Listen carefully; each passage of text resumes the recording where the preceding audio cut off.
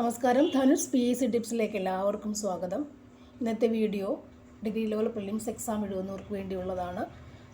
2022 Kerala PSC നടത്തിയ degree level prelims exam stage 2 ചോദ്യപേപ്പറും അതിൻ്റെ ഫൈനൽ ആൻസർ കീ, അതായത് കേരള PSC പബ്ലിഷ് ചെയ്തിട്ടുള്ള ഫൈനൽ ആൻസർ കീയുമാണ് നമ്മൾ ചർച്ച ചെയ്യുന്നത്. ആദ്യമായിട്ടാണ് ചാനൽ വരുന്നതെങ്കിൽ സബ്സ്ക്രൈബ് ചെയ്യാൻ മറക്കരുത്. അപ്പോൾ ഒരു റിവിഷൻ പോലെ നമുക്ക് നോക്കാം. എക്സാം എടുത്തത് കൊണ്ട് തന്നെ എത്ര എണ്ണം പഠിച്ചു, ഏത് ടോപ്പിക്ക് അല്ലെ ഏത് വിഷയമാണ് എനിക്ക് അറിയാതെ വന്നു പോയതെന്ന് ചെക്ക് ചെയ്യാം. അപ്പോൾ നമുക്കൊന്ന് പഠിച്ചു നോക്കാം. ഓക്കെ, ക്വസ്റ്റ്യൻസ് നോക്കാം. മലബാറിലെ പ്രസിദ്ധ സ്വാതന്ത്ര്യ സമര സേനാനി മോഴിക്കുന്നത്ത് ബ്രഹ്മദത്തൻ നമ്പൂതിരിപ്പാട് ജനിച്ചത്. മലബാറിലെ പ്രസിദ്ധ സ്വാതന്ത്ര്യ സമര സേനാനി മോഴിക്കുന്നത്ത് ബ്രഹ്മദത്തൻ നമ്പൂതിരിപ്പാട് ജനിച്ചത് എവിടെയാണ്? Options: option A Manjeri, B Cherpulassery, C Kalpathi, D Payyanur. Answer option B Cherpulassery. മലബാറിലെ പ്രസിദ്ധ സ്വാതന്ത്ര്യ സമര സേനാനി മോഴിക്കുന്നത്ത് ബ്രഹ്മദത്തൻ നമ്പൂതിരിപ്പാട് ജനിച്ചത് എവിടെയാണ്? ചെർപ്പളശ്ശേരിയാണ്. Next one. താഴെ പറയുന്നവരിൽ കേരളത്തിൽ നിന്നുള്ള ഏത് സ്ത്രീയാണ് ഇന്ത്യൻ ഭരണഘടനാ അസംബ്ലിയിൽ അംഗമല്ലാത്തത്? Options: A Dakshayani Velayudhan, B Ammu Swaminathan, C Akkamma Cherian, D Annie Mascarene. നമ്മുടെ ഉത്തരം answer option C Akkamma Cherian. Okay, നമുക്കറിയാം ദാക്ഷായണി വേലായുധൻ, അമ്മു സ്വാമിനാഥൻ, ആനി മസ്ക്രിൻ തുടങ്ങിയവർ ഇന്ത്യൻ ഭരണഘടനാ അസംബ്ലിയിൽ അംഗമായിരുന്ന, കേരളത്തിൽ നിന്നും അംഗമായിരുന്ന ആൾക്കാരാണ്, നമുക്ക് അറിയാവുന്നതാണ്. അടുത്ത ചോദ്യം. താഴെ പറയുന്നവരിൽ ഏത് വൈസ്രോയിയാണ് ഇൽബർട്ട് വിൽ വിവാദവുമായി ബന്ധപ്പെട്ടിരിക്കുന്നത്? Option A Lord Lytton, B Lord Minto, Lord Ripon, Lord Curzon. Answer option C ആണ്, ലോർഡ് റിപ്പൺ. റിപ്പൺ പ്രഭുവാണ്, ലോർഡ് റിപ്പൺ. റിപ്പൺ പ്രഭുവാണ് ഇൽബർട്ട് വിൽ വിവാദവുമായി ബന്ധപ്പെട്ടിരിക്കുന്നത്. ലോർഡ് റിപ്പൺ, ഇൽബർട്ട് വിൽ വിവാദം. ഓക്കെ, നെക്സ്റ്റ് ചോദ്യം. 1663 കൊച്ചി പിടിച്ചടക്കിയ വിദേശ ശക്തി ആരാണ്? 1663 കൊച്ചി പിടിച്ചടക്കിയ വിദേശ ശക്തികൾ ആരായിരുന്നു? ആൻസർ ഓപ്ഷൻ ഡി ഡച്ചുകാർ. ഓപ്ഷൻ ഡി ഡച്ചുകാർ. Next one. 1775 രണ്ടാമത്തെ അമേരിക്കൻ കോണ്ടിനെൻ്റൽ കോൺഗ്രസ് നടന്നത് എവിടെയാണ്? Option A New York, B Philadelphia, C Washington, D San Francisco. Answer option B Philadelphia. Option B Philadelphia. 1775 രണ്ടാമത്തെ അമേരിക്കൻ കോണ്ടിനെൻ്റൽ കോൺഗ്രസ് നടന്ന സ്ഥലം എവിടെയാണ്? ഫിലാഡൽഫിയ. ഓക്കെ, നെക്സ്റ്റ് ചോദ്യം. ആരാണ് നിയമങ്ങളുടെ ആത്മാവ് ദി സ്പിരിറ്റ് ഓഫ് ലോസ് എന്ന പുസ്തകം എഴുതിയത്? Options: Montesquieu, B Voltaire, C Rousseau, D Thomas Paine. Answer option A Montesquieu. ആരാണ് നിയമങ്ങളുടെ ആത്മാവ് ദി സ്പിരിറ്റ് ഓഫ് ലോസ് എന്ന പുസ്തകം എഴുതിയത്? മോണ്ടസ്ക്യൂ. Next one. ഒന്നാം ലോക മഹായുദ്ധത്തിൽ നിന്ന് റഷ്യ പിൻവാങ്ങിയ ഉടമ്പടിയുടെ പേര്? ഒന്നാം ലോക മഹായുദ്ധത്തിൽ നിന്ന് റഷ്യ പിൻവാങ്ങിയ ഉടമ്പടിയുടെ പേര്? ഓപ്ഷൻസ്: സെൻറ്റ് പീറ്റേഴ്സ്ബർഗ് ഉടമ്പടി, ബ്രസ്റ്റ് ലിറ്റോവസ്ക് ഉടമ്പടി, വെർസൈൽസ് ഉടമ്പടി, സെൻറ്റ് ജർമ്മൈൻ ഉടമ്പടി. ഇതൊക്കെ ഇംഗ്ലീഷിൻ്റെ പരിഭാഷയും കൂടെ കാണുന്നതായിരിക്കും ഏറ്റവും ബെറ്റർ. അതാണ് ഏറ്റവും നമുക്ക് പരിചിതമാവുക. വെർസൈൽ ഉടമ്പടി പഠിക്കാറില്ല, അപ്പോൾ വെർസൈൽസ് ഉടമ്പടി. അപ്പോൾ ഇവിടുത്തെ ആൻസർ ഒന്നാം ലോക മഹായുദ്ധത്തിൽ നിന്ന് റഷ്യ പിൻവാങ്ങിയ ഉടമ്പടിയുടെ പേരെന്താണ്? Answer option B Brest Litovsk ഉടമ്പടി. ബ്രസ്റ്റ് ലിറ്റോവസ്ക് ഉടമ്പടി. Next one. 1857 കലാപകാലത്ത് ഇന്ത്യയുടെ ബ്രിട്ടീഷ് ഗവർണർ ജനറൽ ആരായിരുന്നു? ഓപ്ഷൻ എ കാനിങ് പ്രഭു, ബി ഡൽഹൌസി പ്രഭു, സി എൻജിൻ പ്രഭു, ഡി ലിട്ടൺ പ്രഭു. ആൻസർ ഓപ്ഷൻ എ കാനിങ് പ്രഭു. 1857 കലാപകാലത്ത് ഇന്ത്യയുടെ ബ്രിട്ടീഷ് ഗവർണർ ജനറൽ ആയിരുന്നു കാനിങ് പ്രഭു. Next one. 1909 ഗാന്ധിജി എഴുതിയ പുസ്തകമാണ് ഓപ്ഷൻസ് എ എൻ്റെ ആഫ്രിക്കൻ വർഷങ്ങൾ, എൻ്റെ സത്യാന്വേഷണ പരീക്ഷണങ്ങൾ, സത്യാഗ്രഹം ഒരു പുതിയ ജീവിത രീതി, Hind Swaraj. Answer option D, Hind Swaraj. 1909 Gandhiji എഴുതിയ പുസ്തകമാണ് ഹിന്ദ് സ്വരാജ്. നെക്സ്റ്റ് വൺ, തൊട്ടുകൂടായ്മയ്ക്കും ജാതി വ്യവസ്ഥയ്ക്കുമെതിരായ പോരാട്ടത്തിൻ്റെ ഭാഗമായി 1921 തിരുനെൽവേലിയിൽ വെച്ച് ഗാന്ധിജിയെ കണ്ട കേരള നേതാവ് ആരാണ്? Options doctor T M Nair, C Sankaran Nair, T K Madhavan, K P Raman Menon. Answer option C ആണ്, T K Madhavan. T K Madhavan. തൊട്ടുകൂടായ്മയ്ക്കും ജാതി വ്യവസ്ഥയ്ക്കുമെതിരെ പോരാട്ടത്തിൻ്റെ ഭാഗമായി 1921 തിരുനെൽവേലിയിൽ വെച്ച് ഗാന്ധിജിയെ കണ്ട കേരള നേതാവ് ആരായിരുന്നു? T K Madhavan. കേരള നേതാവ് ആരായിരുന്നു? T K Madhavan.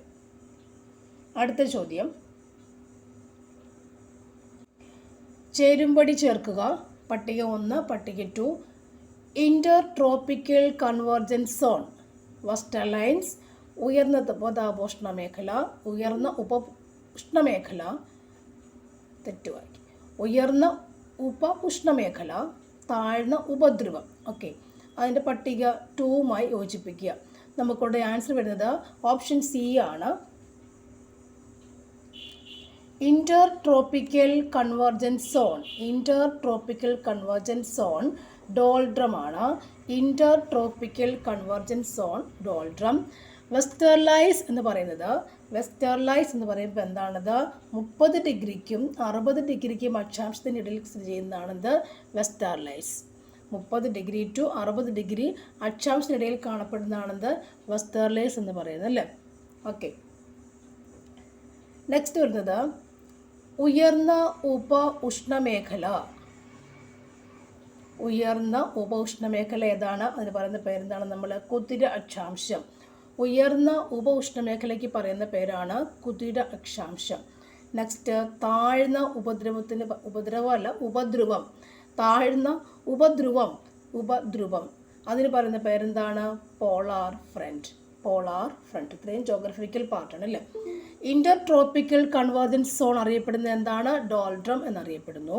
വെസ്റ്റർലൈസ് എവിടെയാണ്? 30 ഡിഗ്രിക്കും 60 ഡിഗ്രി അക്ഷാംശത്തിനിടയിൽ കാണപ്പെടുന്നതാണെന്ന് വെസ്റ്റർലൈസിൽ. വെസ്റ്റർലൈസ്, ഈസ്റ്റർലൈസും ഒക്കെ പഠിക്കാനുണ്ട് നമുക്ക്. ഉയർന്ന ഉപ ഉഷ്ണമേഖല എവിടെയാണ്? കുതിര അക്ഷാംശത്തിൽ പറയുന്ന മറ്റൊരു പേരാണെന്ത്? ഉയർന്ന ഉപ ഉഷ്ണമേഖല പ്രദേശങ്ങൾ കുതിര അക്ഷാംശത്തിലാണ് കാണപ്പെടുന്നത്. താഴ്ന്ന ഉപദ്രുവം ഏതാണ്? Polar front. താഴ്ന്ന ഉപദ്രുവമാണ് പോളാർ ഫ്രണ്ട്. ഓക്കെ ആയില്ലേ? അടുത്ത ക്വസ്റ്റ്യൻസ് ആൻസർ നമുക്ക് ഓപ്ഷൻ തെറ്റായ സ്കീമാണ് കേട്ടോ. റോഡ് സാന്ദ്രത നമുക്ക് വ്യത്യാസപ്പെട്ടുകൊണ്ടേയിരിക്കില്ലേ, നമുക്ക് പറയേണ്ട ആവശ്യമില്ല. നെക്സ്റ്റ്, തന്നിരിക്കുന്ന പ്രസ്താവനകളിൽ ചോദ്യം നമ്പർ 13, പ്രസ്താവനകളിൽ ഏതാണ് ശരിയെന്നുള്ളതാണ്. അതിനകത്ത് പ്രസ്താവന 1, ടോപ്പോഷീറ്റിൽ ശാശ്വത സ്വഭാവമുള്ള ജലാശയങ്ങൾ കാണിക്കുന്നതിന് കറുപ്പ് നിറം ഉപയോഗിക്കുന്നു. 1:50,000 സ്കെയിലിലുള്ള ഒരു ഭൂപടം പ്രതിരോധ സേനകൾ ഉപയോഗിക്കുന്ന ഒരു നിലവാരമുള്ള ടോപ്പോഗ്രാഫിക്കൽ മാപ്പാണ്. നെക്സ്റ്റ്, പരമ്പരാഗത ചിഹ്നങ്ങൾ എന്നറിയപ്പെടുന്ന ചിഹ്നങ്ങളുടെ സഹായത്തോടെ ഭൂപ്രകൃതിയുടെ സവിശേഷതകൾ ടോപ്പോഷീറ്റിൽ പ്രതിനിധീകരിക്കുന്നു. ഡി, ടോപ്പോഷീറ്റിൻ്റെ സ്കെയിൽ 1:250,000 അല്ലേ, 2,50,000 മുതൽ 1:25,000 വരെ വ്യത്യാസപ്പെടുന്നു. 1:250,000 മുതൽ 25,000 അല്ലേ, 25,000 2,50,000 ഇവരെ വ്യത്യാസപ്പെടുന്നു. നോക്കാം ആൻസർ എന്താണെന്ന് നമുക്ക് നോക്കാം. ആൻസർ ഓപ്ഷൻ എ ആണ്. എ ഡി തെറ്റാണ്. ഓക്കെ, അതാണ് ഒരു സംശയം നമുക്ക് വരിക. എയും ഡിയും തെറ്റാണ് പ്രസ്താവന. ഓക്കെ, അറേഞ്ച് ഡിയിൽ അറേഞ്ച് അത്രയും വരില്ല. ബിയും സിയുമാണ് ശരിയുള്ളത് അല്ലേ, ബിയും സിയുമാണ്. അതായത് 1:50,000 സ്കെയിലുള്ള ഒരു ഭൂപടം പ്രതിരോധ സേനകൾ ഉപയോഗിക്കുന്ന ഒരു നിലവാരമുള്ള ടോപ്പോഗ്രാഫിക്കൽ മാപ്പാണ് അല്ലേ.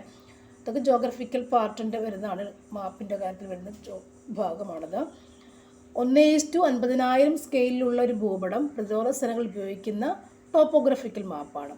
ദെൻ അടുത്ത ഒരു ഫാക്റ്റ് എന്ന് പറയുന്നത് പരമ്പരാഗത ചിഹ്നങ്ങൾ എന്നറിയപ്പെടുന്ന ചിഹ്നങ്ങളുടെ സഹായത്തോടെ ഭൂപ്രകൃതി സവിശേഷതകൾ ടോപ്പോ ഷീറ്റിൽ പ്രതിനിധീകരിക്കുന്നു അല്ലേ. പരമ്പരാഗത ചിഹ്നങ്ങൾ, കൺവെൻഷണൽ സയൻസ് എന്നൊക്കെ പറയുന്നത് പരമ്പരാഗത ചിഹ്നങ്ങൾ അറിയപ്പെടുന്ന ചിഹ്നങ്ങളുടെ സഹായത്തോടെ ഭൂപ്രകൃതി സവിശേഷതകൾ ടോപ്പ്. അപ്പോൾ ഈ പോയിന്റുകൾ, ഈ ബിയും സിയും പോയിന്റ് എന്ന് പറയുമ്പോൾ ഈ പോയിന്റ് വീണ്ടും പ്രസ്താവന ചെയ്ത് ചോദിക്കാൻ ചാൻസ് ഇല്ല. അതെങ്ങനെ ചോദിക്കാം?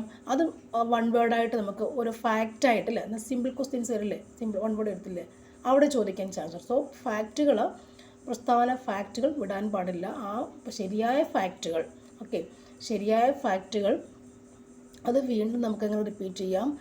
പിന്നീട് വൺ വേർഡ് ക്വസ്റ്റ്യൻസ് ആയിട്ട്, പ്രസ്താവന അല്ലാതെ വൺ വേർഡ് ക്വസ്റ്റ്യൻസ് ആയിട്ട് നമുക്ക് പ്രത്യക്ഷപ്പെടാറുണ്ട്. അങ്ങനെയാണ് ട്രെൻഡ് കണ്ടുവരാറുള്ളത്. ഓക്കെ, അപ്പോൾ ഇവിടെ എ ഡി തെറ്റാണ്, ബിയും സിയുമാണ് ശരിയുള്ളത് കേട്ടോ. നെക്സ്റ്റ്, പ്രസ്താവനകൾ പരിശോധിച്ച് ശരിയായ തിരഞ്ഞെടുക്കുക എന്നുള്ളതാണ്. അതിൽ ഓപ്ഷൻ എയിനകത്ത്, ഓപ്ഷൻസ് അല്ല, പ്രസ്താവന അതിൻ്റെ കണ്ടൻറ്റ് എയിനകത്ത്, ഫാക്റ്റ് എയിനകത്ത് പുറംതോട്, ആവരണം എന്നിവയ്ക്കിടയിലുള്ള ധാതുക്കളുടെ ഘടനയിലെ മാറ്റത്തെ അടിസ്ഥാനമാക്കിയുള്ള വിച്ഛേദനത്തിൻ്റെ ഇടുങ്ങിയ മേഖലയെ മൊഹറോവിസിക് വിച്ഛേദനം എന്ന് വിളിക്കുന്നു. ബി, പുറംതോട്, മുകളിലെ ആവരണം എന്നിവയെ ഒരുമിച്ച് അസ്തനോസ്ഫിയർ എന്ന് വിളിക്കുന്നു. ഇതിൽ ശരിയാണോ ശരിയായത് മാത്രം എടുക്കാനാണ് പറഞ്ഞേക്കുന്നത് അല്ലേ, ശരിയായി മാത്രം എടുക്കാനാണ് നമ്മളോട് പറഞ്ഞേക്കുന്നത്. അപ്പോൾ ഇവിടുത്തെ ആൻസർ നമുക്ക് എത്രയാണ്? ആൻസർ പറയാം. ആൻസർ ഓപ്ഷൻ ബി ആണ്. എ എന്നുള്ള പ്രസ്താവന, എ പ്രസ്താവന ശരിയാണ്, ബി തെറ്റാണ്. എ പ്രസ്താവന ശരിയാണ്, ബി തെറ്റാണ് അല്ലേ, എ ശരിയാണ്. ഓക്കെ, അപ്പോൾ നമുക്ക് നോക്കാം. പുറംതോട് അല്ലേ, പുറംതോട്, ആവരണം എന്നിവയ്ക്കിടയിലുള്ള ധാതുക്കളുടെ ഘടനയിലെ മാറ്റത്തെ അടിസ്ഥാനമാക്കിയുള്ള വിച്ഛേദനത്തിൻ്റെ ഇടുങ്ങിയ മേഖലയെ മൊഹറോവിസിക് വിച്ഛേദനം എന്ന് വിളിക്കുന്നു. ഓക്കെയാണ് അല്ലേ. മൊഹറോവിസിക് വിച്ഛേദനം നമുക്കറിയാവുന്ന കാര്യമാണ്. പുറംതോടും ആവരണം ഏറ്റവും പുറമേ ഉള്ളതല്ലേ, പുറമേയുള്ള സംഭവം. ഓക്കെ, അപ്പോൾ ഈ പുറംതോടും ആവരണം എന്നൊക്കെ പറയുമ്പോൾ നമ്മൾ അല്ലേ ഒന്ന് വണ്ടടിക്കും. ശരിക്കും പറഞ്ഞാൽ പുറംതോടും മാൻറ്റിൽ, നമ്മൾ പഠിച്ചേക്കുന്ന എങ്ങനെ മാൻറ്റിൻ്റെയും ക്രസ്റ്റിൻ്റെയും ഇടയിലുള്ള ആ ഒരു ഭാഗമാണെന്ത്, മൊഹറോവിസിക് വിച്ഛേദനം അല്ലേ. ഇവിടെ പുറംതോടും ആവരണം എന്ന് കാണുമ്പോൾ വായിക്കാൻ നമുക്ക് സംശയം തോന്നുന്നുണ്ടെങ്കിൽ നമുക്ക് എന്ത് ചെയ്യാം, തിരികെ ഇംഗ്ലീഷ് പാട്ടിലേക്ക് പോയി നോക്കിയിട്ട് വരാം. ഓക്കെ, അവിടെ നമുക്ക് എന്തുണ്ടാവും, ക്രസ്റ്റെന്നും അല്ലെ മാൻറ്റിലൊന്നും അവിടെ ഉണ്ടാവും. ഓക്കെ, അപ്പോൾ അങ്ങനെ നോക്കി വേണം ചെയ്യാൻ. ഇവിടുത്തെ ഉത്തരം എന്തായിരുന്നു? 14ൻ്റെ ആൻസർ ഓപ്ഷൻ എ ആണ് ആൻസർ അല്ലേ. എ അല്ലല്ലോ, ബി ആണ് ആൻസർ. എ മാത്രം കൂടെ പ്രസ്താവന എ ആണ് ശരി. ഓക്കെ, ഓക്കെ ശരിയല്ലേ.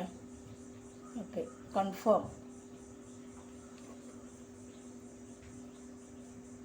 ഓക്കെ, ബി ആണ് ശരി. നെക്സ്റ്റ് ചോദ്യത്തിലേക്ക് കടക്കാം. പട്ടികയിൽ താഴെ തന്നിരിക്കുന്ന കോഡുകൾ ഉപയോഗിച്ച് ശരിയായ ഉത്തരം തിരഞ്ഞെടുക്കുക. പട്ടിക 1ഉം 2ഉം ഉണ്ട്. ഇത് നമുക്ക് സിമ്പിളായി ചെയ്യാവുന്നൊരു ചോദ്യമായിരുന്നു അല്ലേ.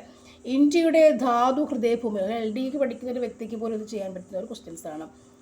ഇന്ത്യയുടെ ധാതു ഹൃദയഭൂമി ഏതാണ് അല്ലേ. ഇവിടുത്തെ ആൻസർ നമുക്ക് നേരത്തെ പറയാം. ഓപ്ഷൻ ഡി ആണ് ഇവിടുത്തെ ആൻസർ കേട്ടോ. ഓപ്ഷൻ ഡി ആണ് ഇവിടുത്തെ ആൻസർ കേട്ടോ. ഞാനത് തെറ്റിക്കുന്നില്ല. ഓപ്ഷൻ ഡി ആണ് നമ്മുടെ ആൻസർ. നോക്കിക്കോളൂ.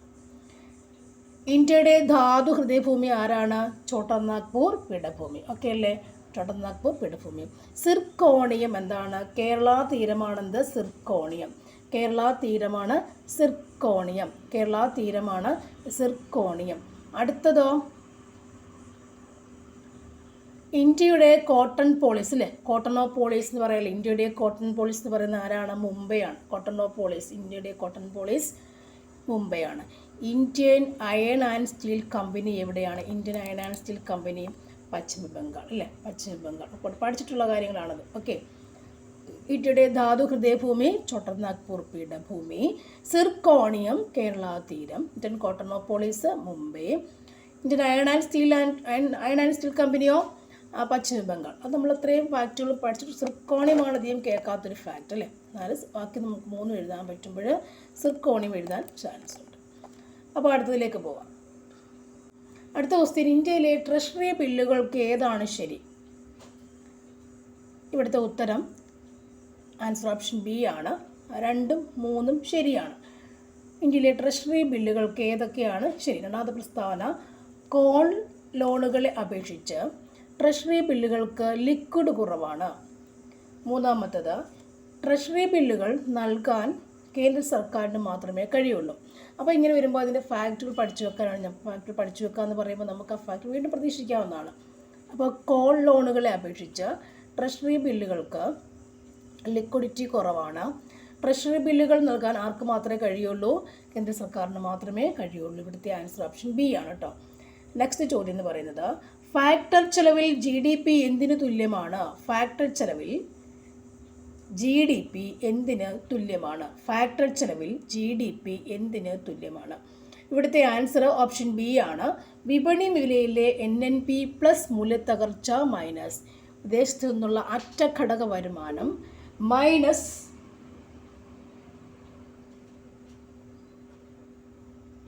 അറ്റ പരോക്ഷ നികുതി. Okay, GDP. അടുത്ത ചോദ്യം നികുതികളുടെ ഒപ്റ്റിമൽ മിശ്രണം സംബന്ധിച്ച് താഴെ പറഞ്ഞ പ്രസ്താവനകൾ ഏതാണ് ശരി? ആൻസർ ഓപ്ഷൻ സി ആണ്. ഇത് നികുതി മൂലമുണ്ടാകുന്ന അധിക ഭാരം കുറയ്ക്കുന്നു. ഒപ്റ്റിമൽ മിശ്രണം ഇത് നികുതി മൂലമുണ്ടാകുന്ന അധിക ഭാരം കുറയ്ക്കുന്നു. നെക്സ്റ്റ് ചോദ്യം വ്യക്തിഗത ഡിസ്പോസിബിൾ വരുമാനം കണക്കാക്കുന്നത് സംബന്ധിച്ച് താഴെ പറയുന്നവയിൽ ശരിയല്ലാത്ത ഏതാണ്? വ്യക്തിഗത ഡിസ്പോസിബിൾ വരുമാനം കണക്കാക്കുന്ന സംബന്ധിച്ച് താഴെ പറയുന്നവയിൽ ശരിയല്ലാത്തത് ഏതാണ്? ആൻസർ ഓപ്ഷൻ സി ആണ്. 1, 2, 3 ശരിയല്ലാത്ത പ്രസ്താവനയാണ് അല്ലേ? അപ്പോൾ ഈ വ്യക്തിഗത നികുതികൾ ഒഴിവാക്കുകയും ട്രാൻസ്ഫർ പേയ്മെൻറ്റ് ഉൾപ്പെടുത്തുകയും ചെയ്യുന്ന ഏത്? വ്യക്തിഗത ഡിസ്പോസിബിൾ വരുമാനം. വ്യക്തിഗത ഡിസ്പോസിബിൾ വരുമാനത്തിൻ്റെ ഒരു ഗുണം എന്താണ്? ഇത് വ്യക്തിഗത നികുതികൾ ഓരോ വ്യക്തിയിലും കൊടുക്കുന്ന നികുതികൾ ഒഴിവാക്കുന്നു. വ്യക്തികൾ നികുതി അടയ്ക്കേണ്ടി വരുന്നില്ല. ട്രാൻസ്ഫർ പേയ്മെൻറ്റുകൾ ഉൾപ്പെടുത്തുകയും ചെയ്യുന്നു. ഓക്കെ, വ്യക്തിഗത ഡിസ്പോസിബിൾ വരുമാനം കണക്കാക്കുമ്പോൾ വ്യക്തിഗത നികുതികൾ ഒഴിവാക്കപ്പെടുന്നു. ഓരോ വ്യക്തിയും അടയ്ക്കേണ്ട നികുതികൾ ഒഴിവാക്കപ്പെടുന്നു. ട്രാൻസ്ഫർ പേയ്മെൻറ്റുകൾ ഉൾപ്പെടുത്തുകയും ചെയ്യുന്നു. എനിക്ക് മനസ്സിലായ കാര്യമാണ് പറയുന്നത്. എക്കണോമിക്സിൻ്റെ സിവിക്സിൻ്റെ ഭാഗത്തുള്ള പരിപാടികളാണ്. Okay, next one liquidity adjustment സൗകര്യവുമായി ബന്ധപ്പെട്ട സ്വയംഭരണ ദ്രവ്യതയുമായി സംബന്ധിച്ച ശരിയല്ലാത്ത പ്രസ്താവനകൾ താഴെ പറയുന്നവയിൽ ഏതൊക്കെയാണ്? Liquidity adjustment LAF. Answer option A ആണ്. 2, 4. നമുക്കിതൊക്കെ എത്ര ഇഷ്ടമുള്ളതെന്ന് പറഞ്ഞാലും എക്സാമിന് വേണ്ടി പഠിച്ചേ പറ്റുള്ളൂ അല്ലേ? അപ്പോൾ കുറേയധികം ഫാക്റ്റുകൾ കുറേയധികം പഠിച്ച് വെക്കുക. അപ്പോൾ നമുക്ക് ആവശ്യമുള്ളത് കിട്ടും. ഇവിടെ 2ഉം 4ഉം ആണെന്ത്? ശരിയല്ലാത്ത പ്രസ്താവന എന്ന് പറയുമ്പോൾ അല്ലേ? 2ഉം 4ഉം ശരിയല്ലാത്ത പ്രസ്താവനയാണ്. 2ഉം 4ഉം ശരിയല്ല. ഓപ്ഷൻ എ ആണ് നമ്മുടെ ഇവിടുത്തെ ആൻസർ. ഓക്കെ, നെക്സ്റ്റ് 1ഉം 3ഉം നമുക്ക് പഠിച്ചു നോക്കാം. പണനയ നടപടികളില്ലാതെ വാണിജ്യ ബാങ്കുകളിലേക്ക് ഒഴുകുന്ന പണലഭ്യത. പണനയ നടപടികളില്ലാതെ വാണിജ്യ ബാങ്കുകളിലേക്ക് ഒഴുകുന്ന പണം. നമുക്ക് ഈ പണലഭ്യത ആ ഒരു സെൻറ്റൻസ് നമുക്ക് അറിയാമെങ്കിൽ മാത്രമേ ബാക്കി 2 നമുക്ക് തെറ്റാന്ന് പറയാൻ പറ്റുള്ളൂ അല്ലേ? അപ്പോൾ പണനയ നടപടികളില്ലാതെ വാണിജ്യ ബാങ്കുകളിലേക്ക് ഒഴുകുന്ന പണലഭ്യത എന്നുള്ളത് നമുക്ക് അതാണ് ലിക്വിഡിറ്റി അഡ്ജസ്റ്റ്മെൻറ്റ് എന്ന സൗകര്യം നമ്മൾ അറിഞ്ഞിരിക്കണം. എങ്കിൽ മാത്രമേ നമുക്ക് അത് കറക്റ്റാണെന്ന് പറയാൻ പറ്റുള്ളൂ അല്ലേ? നെക്സ്റ്റ് കറക്റ്റ് പറഞ്ഞതായിരുന്നു എന്താണ്? കറൻസി അധികാരികൾ എന്ന നിലയിൽ സാധാരണ സെൻട്രൽ ബാങ്കിങ് പ്രവർത്തനങ്ങളിൽ നിന്ന് ഉണ്ടാകുന്ന സെൻട്രൽ ബാങ്ക് ബാലൻസ് ഷീറ്റ് ഫ്ലോകൾ ഇതിലടങ്ങിയിരിക്കുന്നു. ഈ ലിക്വിഡിറ്റി അഡ്ജസ്റ്റ്മെൻറ്റിൻ്റെ കാര്യമാണ്. കറൻസി അധികാരികൾ എന്ന നിലയിൽ സാധാരണ സെൻട്രൽ ബാങ്കിങ് പ്രവർത്തനങ്ങളിൽ നിന്നുണ്ടാകുന്ന സെൻട്രൽ ബാങ്ക് ബാലൻസ് ഷീറ്റ് ഫ്ലോകൾ ഇതിലടങ്ങിയിരിക്കുന്നു. 2 പോയിൻറ്റ്സ് ഒക്കെ നമുക്ക് പഠിച്ചു വെക്കാം. നെക്സ്റ്റ് വൺ 21ാമത്തെ ചോദ്യം കേന്ദ്ര ഗവൺമെൻറ്റിൻ്റെ അടിയന്തര അധികാരങ്ങളെക്കുറിച്ച് താഴെ പറഞ്ഞ പ്രസ്താവനകളിൽ ഏതാണ് ശരി? ഓപ്ഷൻ സി ആണ്. 1ഉം 2ഉം ശരിയായ പ്രസ്താവനയാണ്. കേന്ദ്ര ഗവൺമെൻറ്റിൻ്റെ അടിയന്തര അധികാരങ്ങളെക്കുറിച്ച് ഒന്നാമത്തെ പ്രസ്താവന 3 വ്യത്യസ്ത തരത്തിലുള്ള അടിയന്തര അധികാരങ്ങൾ ഇന്ത്യൻ ഭരണഘടനയിലുണ്ട്. ഓക്കെ, രണ്ടാമത്തേത് യുദ്ധം, ബാഹ്യാക്രമണം അല്ലെങ്കിൽ സായുധ കലാപം എന്നിവയാൽ ഇന്ത്യയുടെ ഏതെങ്കിലും ഭാഗത്തിൻ്റെയോ സുരക്ഷയ്ക്ക് ഭീഷണിയുണ്ടെന്ന് ബോധ്യപ്പെട്ടാൽ രാഷ്ട്രപതിക്ക് എപ്പോൾ വേണമെങ്കിലും അടിയന്തരാവസ്ഥ പ്രഖ്യാപനം നടത്താവുന്നതാണ്.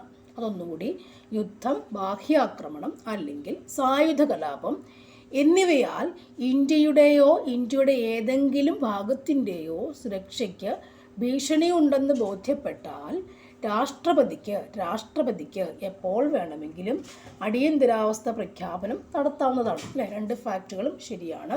ആൻസർ ഇവിടെ ഓപ്ഷൻ സി ആണ്. അടുത്തത്, ഇന്ത്യൻ ഭരണഘടനയുടെ ഏത് ഷെഡ്യൂളിലാണ് യൂണിയനും സംസ്ഥാനങ്ങളും തമ്മിലുള്ള അധികാര വിഭജനത്തെക്കുറിച്ച് പ്രതിപാദിക്കുന്നത്? ആൻസർ 7ാമത്തെ ഷെഡ്യൂൾ, 7th ഷെഡ്യൂൾ, 7ാമത്തെ ഷെഡ്യൂൾ. Okay, next one. ദേശീയ മനുഷ്യാവകാശ കമ്മീഷനെ സംബന്ധിച്ച് താഴെ പറയുന്നവയിൽ ഏതൊക്കെയാണ് ശരി അല്ലാത്തത്? ശരിയല്ലാത്ത പ്രസ്താവന ഞാൻ പറയാം. ആൻസർ 4ാമത്തെ, ഓപ്ഷൻ ഡി ആണ്. 4ാമത്തെ മാത്രമാണ് ശരിയില്ലാത്ത പ്രസ്താവന. ഓക്കെ, അപ്പോൾ നമുക്ക് ബാക്കി 3 പഠിച്ചു വെക്കണം. ഓക്കെ, നോക്കാം എന്തൊക്കെയാണെന്ന് നോക്കാം. പാർലമെൻറ്റിൻ്റെ നിയമപ്രകാരമാണ് ദേശീയ human rights commission, national human rights commission NHRC നിയമിച്ചിരിക്കുന്നത്. ഓക്കെയാണല്ലോ. ജനങ്ങൾക്കിടയിൽ ബോധവൽക്കരണം നടത്താനുള്ള ഉത്തരവാദിത്വം കമ്മീഷനുണ്ട്. ദേശീയ വനിതാ കമ്മീഷൻ ചെയർപേഴ്സൺ ഒരു NHRC എക്സ് ഒഫീഷ്യോ അംഗമാണ്. അല്ലേ, ഇതിപ്പോൾ അതിൻ്റെ ഒരു ഡീറ്റെയിൽഡായ ഒരു സാധനം നമ്മളത് വായിച്ച് പഠിച്ചേ പറ്റൂ. എന്തിൻ്റെത്? നാഷണൽ ഹ്യൂമൻ റൈറ്റ്സ് കമ്മീഷൻ്റെത്. അത്രയേ ഒരു വലിയ നോട്ടൊക്കെ വായിച്ചതിൻ്റെ പോയിൻറ്റ്സ് ഫാക്ട്സ് മുഴുവൻ പഠിച്ചെങ്കിൽ മാത്രമേ എഴുതാൻ പറ്റുള്ളൂ ഇതൊക്കെ. അപ്പോൾ ഇവിടുത്തെ ആൻസർ ഏതാണ്? ഓപ്ഷൻ ഡി ആണ് ആൻസർ. ഓക്കെ അല്ലേ?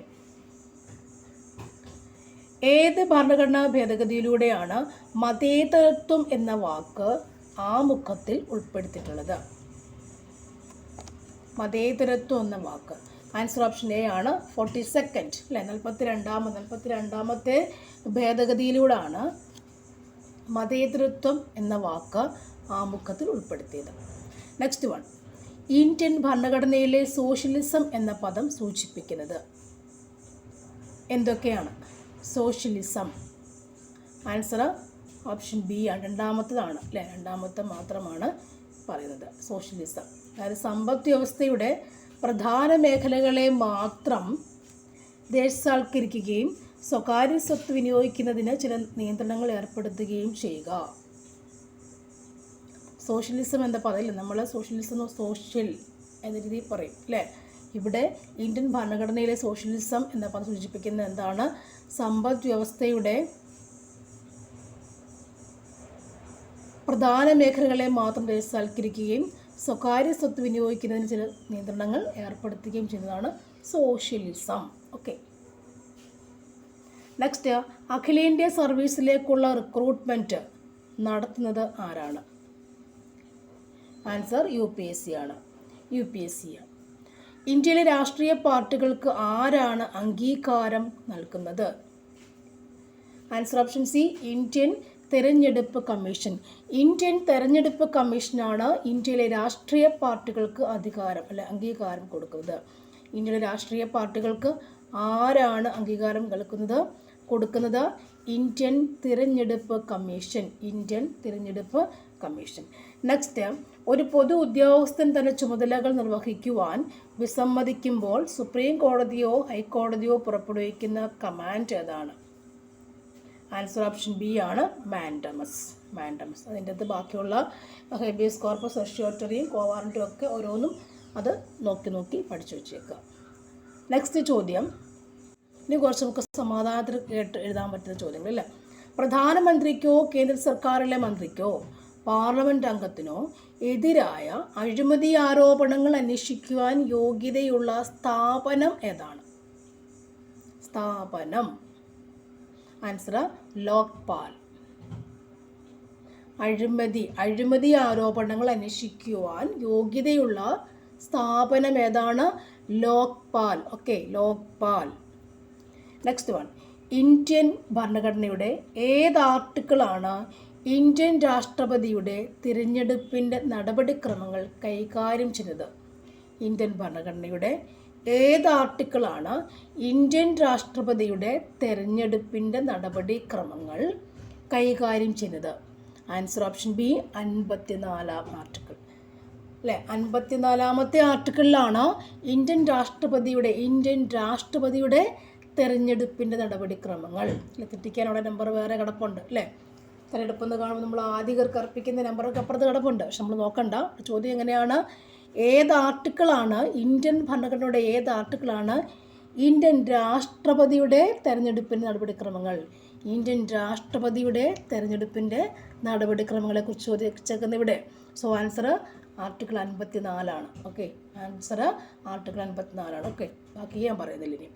നെക്സ്റ്റ്, അസമിലെ ഒരു പരമ്പരാഗത നൃത്ത നാടകത്തിൻ്റെ പേരെന്താണ്? അസം. ആൻസർ സത്രിയ. സത്രിയ. ദക്ഷിണേന്ത്യൻ ഗെയിമുകളുടെ മുദ്രാവാക്യം ഏതാണ്? ദക്ഷിണേന്ത്യൻ games, South Asian games okay. ദക്ഷിണേന്ത്യൻ ഗെയിംസ് കേൾക്കുമ്പോൾ വണ്ടടിച്ചു പോകും അല്ലേ? അപ്പോൾ എന്താ പറയുക, പറഞ്ഞില്ല, തിരിച്ച് നമ്മൾ എന്ത് ചെയ്യണം, ഇംഗ്ലീഷ് പേപ്പറിലേക്ക് ഒന്ന് നോക്കിയേക്കുക. സമയമില്ലെങ്കിലും പെട്ടെന്ന് പോയി നമുക്ക് തിരിച്ചു വരാൻ പറ്റും. സൗത്ത് ഏഷ്യൻ ഗെയിംസാണ്, സാഫ് ഗെയിംസ്, സൗത്ത് ഏഷ്യൻ ഗെയിംസാണിത്. ദക്ഷിണേന്ത്യൻ ഗെയിമുകളുടെ മുദ്രാവാക്യം എന്താണ്? സാഫ് ഗെയിംസുകളുടെ മുദ്രാവാക്യം എന്താണ്? ആൻസർ ഓപ്ഷൻ എ ആണ്, സമാധാനം, സമൃദ്ധി, പുരോഗതി. സമാധാനം, സമൃദ്ധി, പുരോഗതി എന്നാണ് അതിൻ്റെ ഗെയിംസ്. അപ്പോൾ നമ്മൾ ഇങ്ങനെയല്ല, ശരിക്കും പറഞ്ഞില്ല, നമ്മുടെ ഗൈഡുകളിലോ ടെക്സ്റ്റുകളിലോ ഒന്നും നമ്മൾ ഇങ്ങനെ ആയിരിക്കില്ല കണ്ടേക്കുന്നത് അല്ലേ? എങ്ങനെയാണ് അതിൻ്റെ പീസ്, പ്രോസ്പെരിറ്റി ആൻഡ് പ്രോഗ്രസ് എന്നാണ് കാണുക. Okay, peace, prosperity and progress. അപ്പോൾ ഞാനിത് കണ്ടപ്പോൾ നോക്കി എടുത്ത് എഴുതി വെച്ചിട്ടുണ്ടായിരുന്നു. അതിൻ്റെ നമ്മൾ പഠിക്കുന്നത് എങ്ങനെയായിരിക്കണം, ഈ സമാധാനം, സമൃദ്ധി, പ്രോഗ്രസ് എന്നുള്ള വാക്കല്ല ഇവിടെ കിടക്കുക നമ്മുടെ റാങ്ക് ഫയലിലോ അല്ലെങ്കിൽ മറ്റ് ടെക്സ്റ്റുകളിലോ ഒക്കെ കിടക്കുന്ന അങ്ങനെ ആയിരിക്കില്ല. മനസ്സിലായോ? സമാധാനം, സമൃദ്ധി, പ്രോഗ്രസ് അല്ലേ, പുരോഗതി, പ്രോഗ്രസ്. അപ്പോൾ നമ്മളതിൻ്റെ ഇംഗ്ലീഷ് വേർഷൻ നോക്കുക. ദക്ഷിണേന്ത്യൻ ഗെയിമുകളുടെ, സാഫ് ഗെയിംസുകളുടെ, സൗത്ത് ഏഷ്യൻ ഗെയിമുകളുടെ മുദ്രാവാക്യം എന്താണ്? സമാധാനം, സമൃദ്ധി, പുരോഗതി എന്നുള്ളതാണ് അല്ലേ? ഇത് പറഞ്ഞാൽ യോജിക്കാൻ കഴിയുന്നില്ല, നിങ്ങൾക്കത് കമൻറ്റ് ചെയ്യാം കേട്ടോ. സാഫ് ഗെയിംസ് തന്നെയല്ലേ ദക്ഷിണേന്ത്യൻ ഗെയിമുകൾ? സാഫ് ഗെയിംസ് തന്നെയല്ലേ ആണെന്നുള്ളത്. ഓക്കെ. അതിൻ്റെ പ്രഥമ വേദി എവിടെയായിരുന്നു? കാഠ്മണ്ഡു ആയിരുന്നു അല്ലേ? സാഫ് ഗെയിംസുകളുടെ പ്രഥമ വേദി എവിടെയാണ്? കാഠ്മണ്ഡു ആണ്. അപ്പോൾ ഇതിൻ്റെത് മോട്ടോ എന്താണ്? മുദ്രാവാക്യം മോട്ടോ എന്തായിരുന്നു? സമാധാനം, സമൃദ്ധി, പുരോഗതി. SAF Games, South Asian Games. അപ്പോൾ peace, prosperity, progress. Peace, prosperity, progress. സമാധാനം, സമൃദ്ധി, പുരോഗതിയാണ് സാഫ് ഗെയിംസിൻ്റെ കേട്ടോ. അതുപോലെ കോമൺവെൽത്ത് ഗെയിംസിൻ്റെ മുദ്രാവാക്യം മോട്ടോ ശരിക്കും എന്താണ്? ഹ്യൂമാനിറ്റി, ഇക്വാളിറ്റി, ഡെസ്റ്റിനി എന്നാണ്. Humanity, equality and destiny. Humanity, equality and destiny എന്നാണ് ഏത്? കോമൺവെൽത്ത് ഗെയിംസിൻ്റെ. ഓക്കെ, ഈ സമയത്ത് ഞാൻ പറഞ്ഞുള്ളതേ ഉള്ളൂ.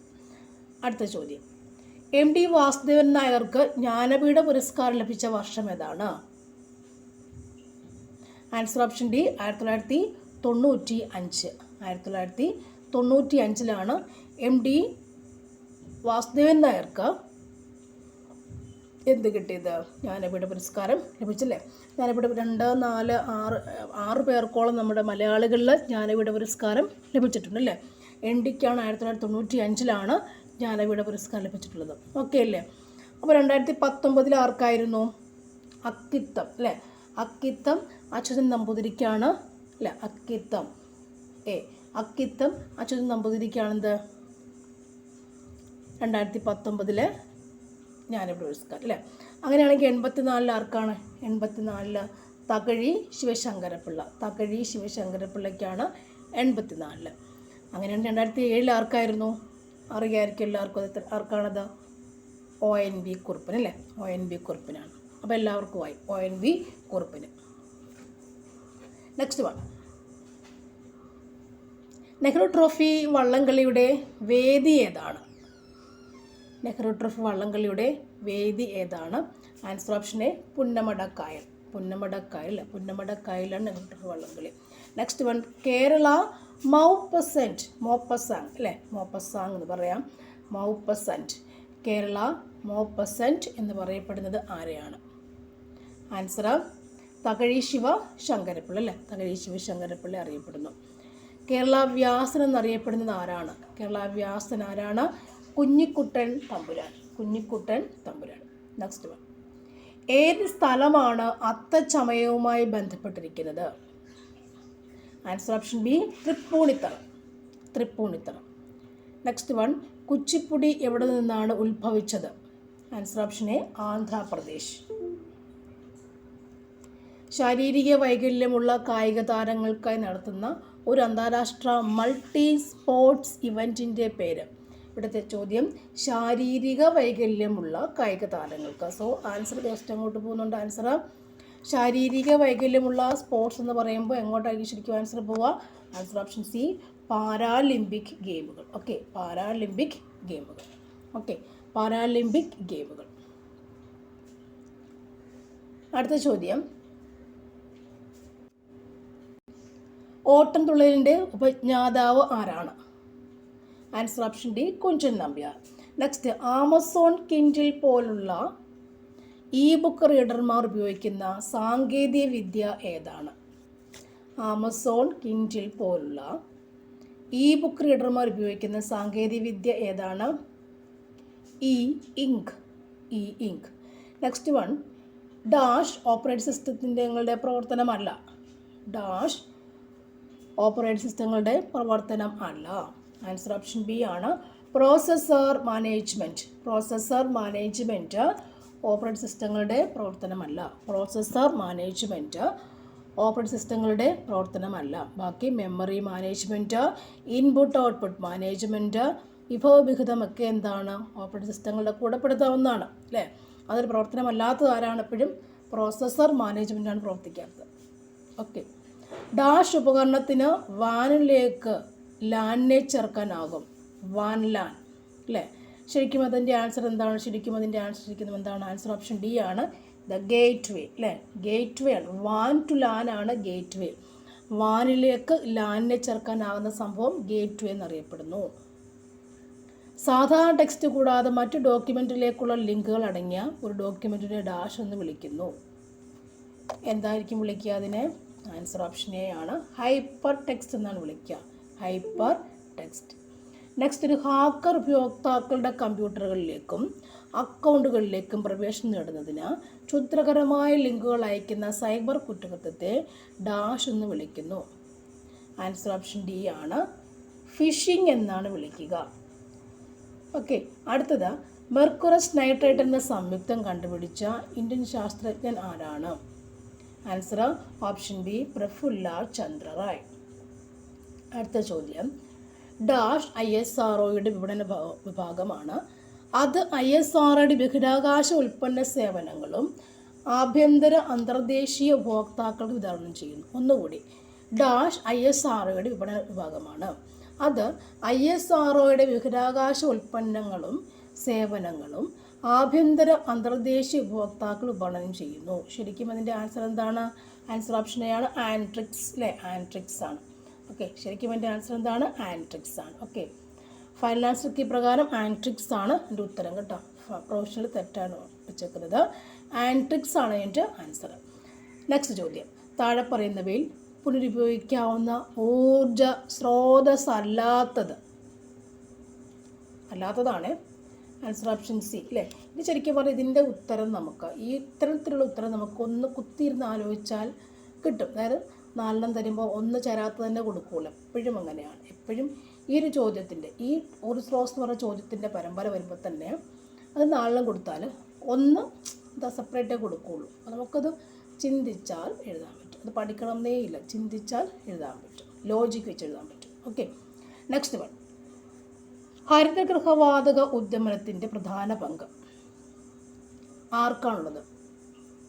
ആൻസർ ആർക്കാണ്? Carbon dioxide. നെക്സ്റ്റ് ചോദ്യം കൂടിയേ ഉള്ളൂ. താഴെ പറയുന്നവയിൽ സുസ്ഥിര വികസനത്തിൻ്റെ പ്രധാന ഘടകമല്ലാത്തത് ഏതാണ്? ആൻസർ ഓപ്ഷൻ എ ആണ്, കാലാവസ്ഥാ വ്യതിയാനം. അപ്പോൾ ഇത് GK പാർട്ട് മാത്രം എടുത്തേക്കുന്നത്, ബാക്കി മാത്സ് ഉണ്ട് അല്ലേ, ഇംഗ്ലീഷ് ഉണ്ട്. ഓക്കെ, മലയാളം പാർട്ടും ഇതിനകത്തുണ്ട്. ഓക്കെ, നെക്സ്റ്റ് അതിടാം. Okay, thank you for watching. See you again.